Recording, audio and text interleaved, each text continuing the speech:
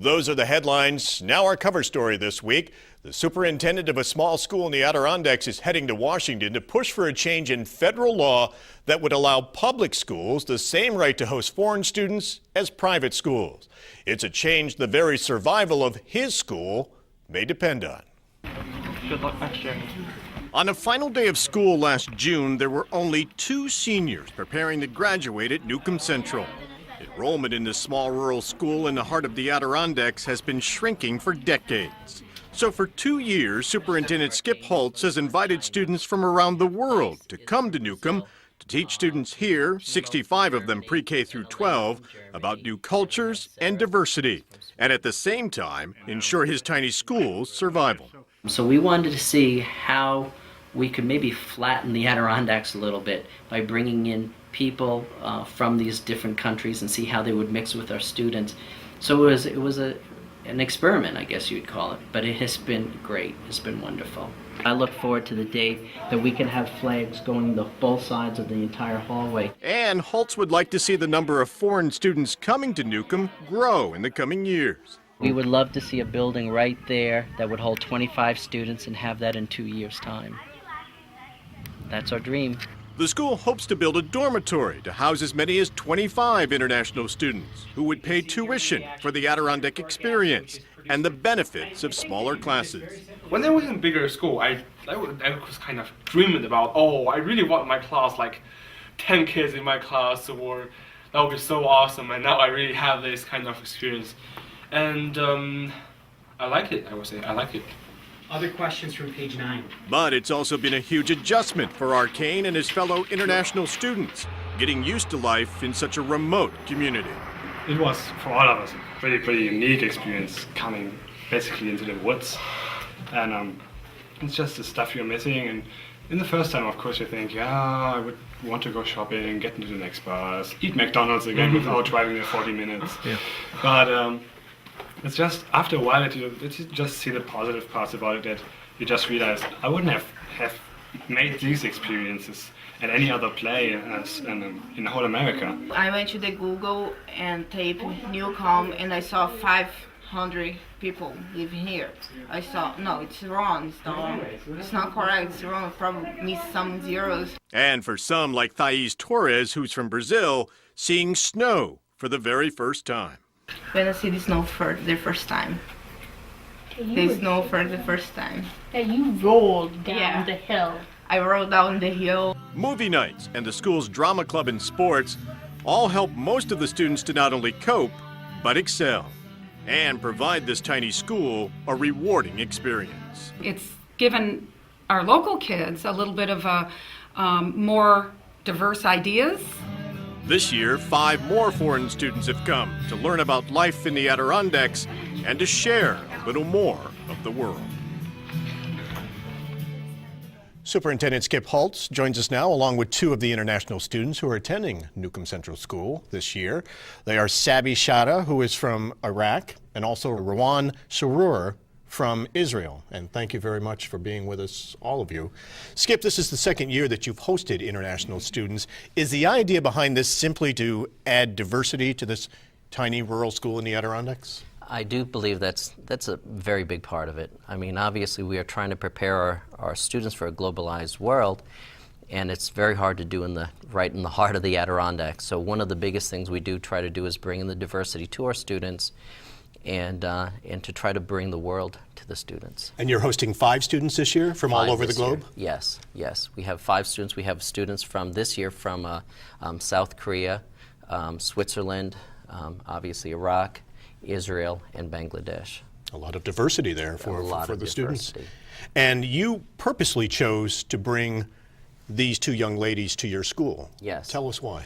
I think one of the reasons why, I'll start with Sabi. Sabi, obviously, because of, I think, the Iraq War. I think our students are getting a perspective from just the media, and we thought it would be interesting to have a student here from Iraq who could bring all the perspectives. I mean, Sabi will be able to tell you a little bit more. She knew what life was like under Saddam. She knows what life was like during the midst of the war, and she knows what life is like now. And I thought that perspective would be wonderful for our students. And as you talk a little bit more to Rawan, you're going to find that Rawan is Not only is she from Israel, but she's Arab. So she's Arab from Israel. Not only is she an Arab from Israel, but she's a Christian Arab from Israel. And you know, we have minorities in this country, but can you imagine what a minority she is? I think it's like 1% of the population are Christian Arabs in Israel. One of the smallest minorities in the country. Let me ask you about that. How has that been growing up in your country, in Israel, being a Christian Arab? Well, being a minority in a minority is not an easy thing. We get along, of course, with the Jews and with the Muslims there, but we still have a little bit of different mentality than both. So, and especially in Israel, it's a holy land, so it means a lot for us to live there where Jesus Christ have been there, and for Christians. Now, you live near Nazareth in the northern part of Israel. Your family is not close to the Gaza Strip, where the current war has been going on, but you're close enough that you still feel the effects of the war in the country.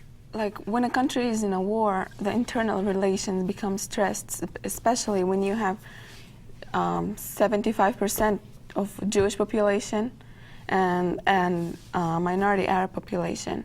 So you'll still have the tension inside the country, even though you're not in physical war with the other side. And being Arab, is your family discriminated against, even in your community? You can say yes in some fields. Sabi, let me ask you. You grew up in Baghdad, actually Sadr City, near Baghdad, under Saddam Hussein's regime. What was it like growing up under that regime, and what has it been like for you and your family during the war over the past several years? I think for the most part, under Saddam Hussein was calm but dangerous. Like, you wouldn't know if people are in danger, they'd be threatened, but you wouldn't know because everything is so secretive. But after the war, well, during the war, we couldn't stay in Baghdad because it was really dangerous to stay in Baghdad, especially where I live. So we traveled to the north, and then we came back 2 months later. After the war, it was so much better. Some people took advantage of the fact that we didn't have a government. They started stealing things. They started kidnapping kids. Of course, it's a normal thing that happens when there's a war in a country. But I think on the long terms, it helped a lot. The fact that Saddam Hussein went, it gave the people more options to choose probably their government and their life and how they want it to be. Glad that Saddam is gone. What about the American occupation, though? Now I can tell you what people in Iraq think. Mostly they want the Americans out, not for the purpose of getting them out. It's the fact that the war has been happening for 6 years now, almost 6 years, right? So they just want to know how it's going to be like when Americans are gone. Because before there was Saddam, and then after Saddam there was Americans with us. So we don't know what it's going to be like if we have our government only. And was your family directly affected? Did you have any siblings or relatives who were in the war, who died in the war, or who have died in the violence? Not members of my family, not my relatives, but I can tell you friends have been kidnapped from school, and I had a friend who died 2 months before I came in a bomb explosion. Well, let me ask you both. When you came here to America and you came to Newcomb, what were your thoughts before you arrived? What were you expecting to find here in America and in a tiny community in upstate New York in the Adirondacks? And did you discover what you were expecting, or were you surprised? Actually, according to what I see on TV, it only seems like New York City. That's the perspective you have. Yeah, all lights. Many people. No, I mean, street light. No traffic lights. No traffic light, though. I mean, high buildings and yes, that was your image the noise of America. The city.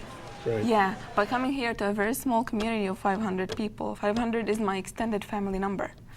So it was surprising first. I didn't know I'm coming to this small community, but of course it has many advantages as it has disadvantages too, because I thought that everything will be handy here, like I can go walking to a mall or certain shops, but there's nothing like that. The closest you mall need a is car. an hour away. Yeah, you need a car. Has that been hard, the isolation, adjusting to that? Yes,